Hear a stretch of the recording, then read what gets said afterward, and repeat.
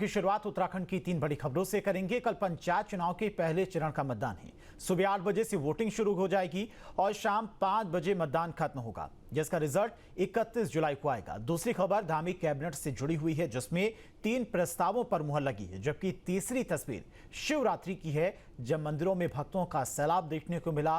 पूरा देश हर हर महादेव के नारों से गूंज उठा। तो ये 3 तस्वीरें हैं। कल पंचायत चुनाव को लेकर मतदान होगा। 2 चरणों में मतदान होना है। 24 और 28 जुलाई को मतदान होगा। 31 को रिजल्ट आएंगे। और बढ़ते हैं आगे, बड़ी खबर आपको बता दी, देवभूमि में बारिश का दौर जारी है। नैनीताल में बारिश से जनजीवन अस्त व्यस्त है। सरोवर नगरी में नदी नाले उफान पर हैं। जल भराव भी बड़ी समस्या लोगों के लिए बना हुआ है। स्थानीय लोगों को आवाजाही में परेशानी हो रही है।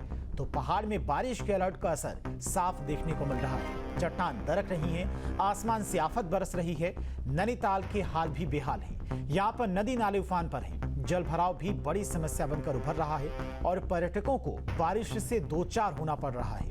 लिहाजा लोगों को आने जाने में खासी परेशानी हो रही है। मौसम विभाग ने लोगों से नदी नाले से दूर रहने की अपील की है। फिलहाल प्रशासन हर हालात पर नजर रखी है। राहत बचाव की टीम भी अलर्ट पर है। इसके अलावा भूस्खलन का खतरा भी लगातार बना हुआ है। अभी हमने भी जस्ट अभी आए हुए हैं, 1 घंटा हुआ है। करेंगे, एंजॉय भी किया नहीं है। काफ़ी अच्छा लग रहा है, मौसम काफ़ी अच्छा है। बहुत अच्छा लगा। हल्द्वानी में तो बहुत गर्मी हो रही है, वैसे यहाँ पर बहुत ठंडा है। और उत्तराखंड पंचायत चुनाव से जुड़ी बड़ी खबर, कल गुरुवार को पहले चरण की वोटिंग होगी। 20,000 से ज्यादा पुलिस और जवान तैनात हैं। सीसीटीवी से चप्पे चप्पे पर सुरक्षा के इंतजाम हैं। प्रथम चरण के लिए 1521 संवेदनशील बूथ बनाए गए हैं। 533 अति संवेदनशील बूथों पर प्रथम चरण का मतदान होगा।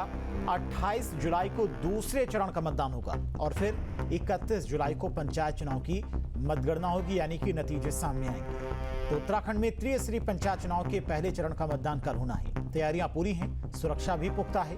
प्रथम चरण में 4679 मतदान केंद्रों के तहत 5823 मध्य स्थल बनाए गए हैं। इनमें 1521 संवेदनशील जबकि 533 अति संवेदनशील मतदान केंद्र हैं। मतदान की सुरक्षा में 18,000 से अधिक पुलिस और अन्य बलों के जवानों को तैनात किया गया है। बता दें कि दूसरे चरण के लिए वोटिंग 28 जुलाई को होगी, जबकि 31 जुलाई को मतगणना होगी। 2000 के करीब जो है हमारे संवेदनशील अति संवेदनशील केंद्र है। तो इसमें हमारा जो डिप्लॉयमेंट प्लान है पूरी तरह से तैयार है। इसमें लगभग 20,000 से ज़्यादा पुलिस और अन्य कर्मचारी जो सहायतार्थ है वो सब मिला के 20,000 से ज़्यादा की फोर्स जो है प्रथम चरण के लिए लग रही है, जिसमें जो है पुलिस के अलावा जो है होमगार्ड, पीआरडी, फॉरेस्ट गार्ड, तो इस तरह से जो है इवन जो जिलों में तैनात जो है आबकारी और परिवहन विभाग, इन ऐसे विभागों से भी जो है वो फोर्स लग रहा है। संवेदनशील अति संवेदनशील को देखते हुए उसमें जो है फोर्स की जो है बढ़ोतरी की जाएगी और जो है लगातार जो है जो अति संवेदनशील केंद्र है इसमें जो है भ्रमण जो हमारे गेस्टेड अफसर द्वारा जो है वो किया गया है। तस्वीरें उधम सिंह नगर, नैनीताल, बागेश्वर, विकासनगर, अल्मोड़ा की, जहां से पोलिंग पार्टियां रवाना हो चुकी हैं। सभी तैयारियां भी पूरी कर ली गई हैं। कल पहले चरण का मतदान होना है। 20,000 से ज्यादा जवान हर जगह पर तैनात किए गए हैं। चप्पे चप्पे पर सीसीटीवी कैमरे से भी निगरानी रखी जाएगी। तो पहले चरण का मतदान 24 और दूसरे चरण का मतदान 28 को होगा और 31 को नतीजे आएंगे। कल पहले चरण का मतदान है, ऐसे में विशेष प्रबंध इस बार किए गए हैं। चूंकि मानसून भी चल रहा है, ऐसे में काफी जगहों पर स्थितियां भी काफी गंभीर बनी हुई हैं। और इसी खबर पर तमाम और जानकारी के साथ में देहरादून से संवाददाता अजीत राठी हमारे साथ जुड़ गए हैं। अजीत, देखिए तैयारियां सभी कर ली गई हैं, चाहे सुरक्षा की बात करी जाए, प्रबंध की बात की जाए, लेकिन जो अति संवेदनशील बूथ हैं जहां पर मौसम की मार सबसे ज्यादा देखने को मिलती है और मानसून भी चूंकि कई इलाकों में बहुत ज्यादा खराब है, मौसम विभाग की तरफ से भी भविष्यवाणी की गई है, तो ऐसे में इस बार क्या विशेष प्रबंध किए गए पंचायत चुनाव को देखते हुए?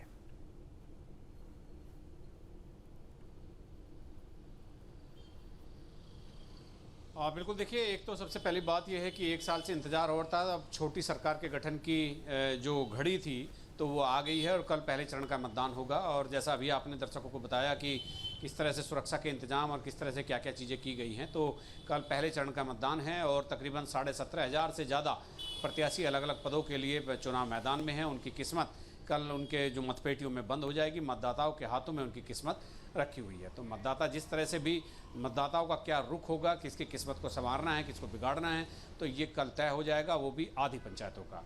तो चूंकि पहले फेज में आधे हिस्से को, आधे यानी 12 जिलों के जितने भी जो तकरीबन 89 ब्लॉक हैं, तो 89 में से आधे ब्लॉक क्षेत्रों में, आधे विकास खंडों में कल चुनाव हो रहे हैं।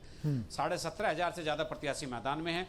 और इस बार अच्छी बात देखने को ये मिली कि जो ग्राम पंचायतों में ग्राम सदस्य होते हैं, तो उसमें 20,000 से भी ज़्यादा पदों पर लोगों ने निर्विरोध वो निर्वाचित हो गए हैं। और उन्होंने आपस में मिल बैठकर ये तय कर लिया है कि ग्राम पंचायत सदस्य के लिए चुनाव कराने से कोई फ़ायदा नहीं है।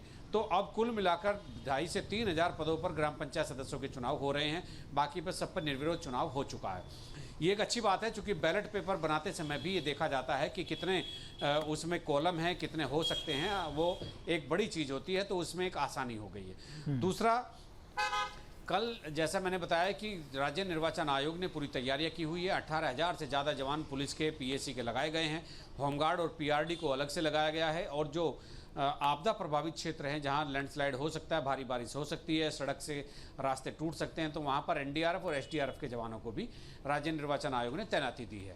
तो इसी के देखते हुए कि जितने जैसे आबकारी विभाग की धरपकड़ चल रही है, चुनाव प्रचार कल खत्म हो गया था, अब कल सुबह 8 बजे से मतदान शुरू होकर 5 बजे खत्म होगा।